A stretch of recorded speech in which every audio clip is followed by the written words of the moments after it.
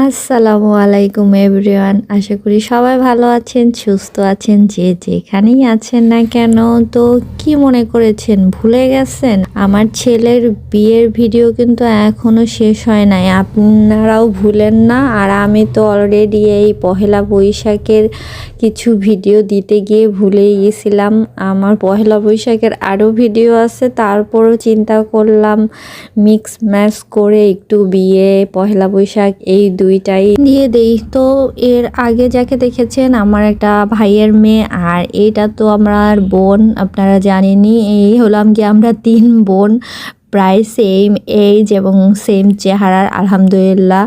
তো বিয়ে ঠিয়ে খাওয়া শেষ, বউ নিয়ে যাব। আমি আসলে বউর বিদায়টা দেখতে চাচ্ছিলাম না, কারণ আমি যত বিয়ের অনুষ্ঠানে গিয়েছি বউর বিদায় ওই যে একটা কান্না খারাপ লাগা আমার সেম আমার নিজেরটা মনে পড়ে যায়। এর জন্য আমি ওইখানে যাই নাই। আমও বলতেছে আসো, কান্না করতেছে বউ। আমি বলতেছি আমি ওগুলো দেখতে পারবো না, আমার খুব খারাপ লাগে। তাই আমি আর ওইদিকে যাই নাই। তো গাড়িতে উঠে একদম রওনা দিয়ে নিয়েছি।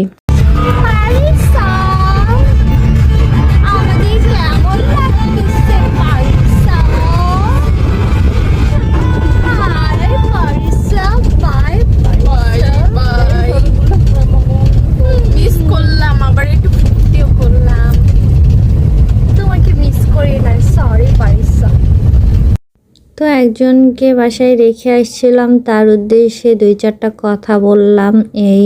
আর হলো গিয়ে আমরা গাড়িতে এসে একটু দূরে নামা লাগছে, কারণ এই রাস্তাটা এখনও সুন্দর মতো হয় নাই, তাই এই রাস্তাটা হেঁটেই আসা লাগে। এমনি অটোতে আসা যায়, বাট আজকে তো বড় গাড়ি ছিল এর জন্য ঢোকা যায় নাই। ছোট এমনি প্রাইভেট কার ঢোকা যায়, কিন্তু মাইক্রোবাস একটু রিস্ক হয়ে যায়।